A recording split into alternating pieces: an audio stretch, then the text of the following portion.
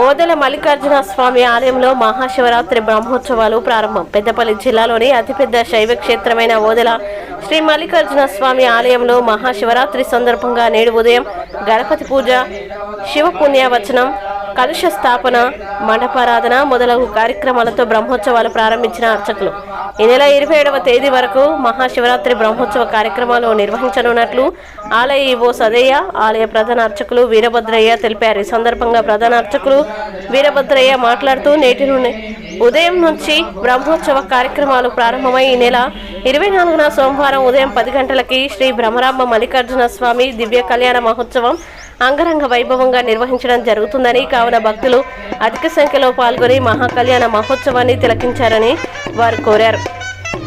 కళ్యాణ మహోత్సవానికి పెద్దపల్లి ఎమ్మెల్యే చింతకుంట విజయరమణారావు దంపతులు పట్టు వస్త్రాలు, తలంబ్రాలు సమర్పిస్తారని తెలిపారు. మహాశివరాత్రి రోజు ఉదయం నుంచి అభిషేకాలు ప్రారంభమై రాత్రి లింగోద్భావన కాలంలో మహాన్యాసపూర్వక ఏకాదశి రుద్రాభిషేకం నిర్వహించనున్నట్లు తెలిపారు. భక్తులు అధిక సంఖ్యలో పాల్గొని మహాశివరాత్రి ఉత్సవాలను విజయవంతం చేయాలని కోరారు.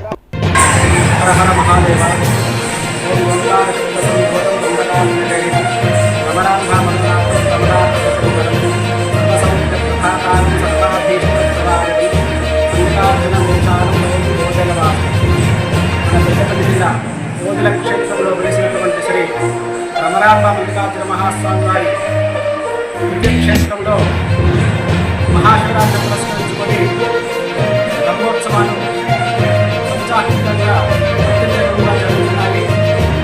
ఈ బ్రహ్మోత్సవంలో భాగంగా ఈరోజు మొదటి రోజు అప్లోదకము, శివయాత్ర, మహాగణపతి పూజ, స్వస్తి విగ్రహవాచనము, అంకురార్పణ, శివయాగ మండప స్థాపన కార్యక్రమం చేసుకొని సాయంత్రము ప్రాంత మండపారాధన మరియు ధ్వజారోహణ కార్యక్రమం ఉంటుంది.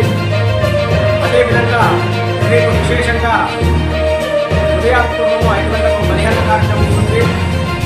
మరియు 9 గంటలకు విగ్రహవనము మరియు 10:30 గంటల నుండి శ్రీ బ్రహ్మరాంబ మల్లికార్జున మహాస్వామి యొక్క దివ్య లీలా కళ్యాణోత్సవము అత్యంత వెలుగుగా జరుగుతుంది. కావున భక్తులందరూ కూడా ఈ మహత్తర కళ్యాణోత్సవంలో పాల్గొని శ్రీ స్వామివారి పాల్గొనాలని కోరుతున్నాము. అదేవిధంగా సాయంత్రము విశేష కార్యక్రమాలు ఉంటాయి. మరియు మంగళవారం రోజు నాకబలి కార్యక్రమము, తదనంతరము సాయంత్రము ఊరేగింపు ఉంటుంది. మరియు మహాశివరాత్రి కూడా శివరాత్రి మహాశివరాత్రి రోజు ఉదయం నుండి కూడా విశేష కార్యక్రమాలు ఉంటాయి. మరియు లింగోద్భవాల పూజ, బ్రహ్మోత్సవము ఇలాంటి కార్యక్రమాలు కూడా ఉంటాయి. కనుక భక్తులందరూ కూడా ఈ ఉత్సవాల్లో పాల్గొని శ్రీ స్వామి పాల్గొని వచ్చినారు.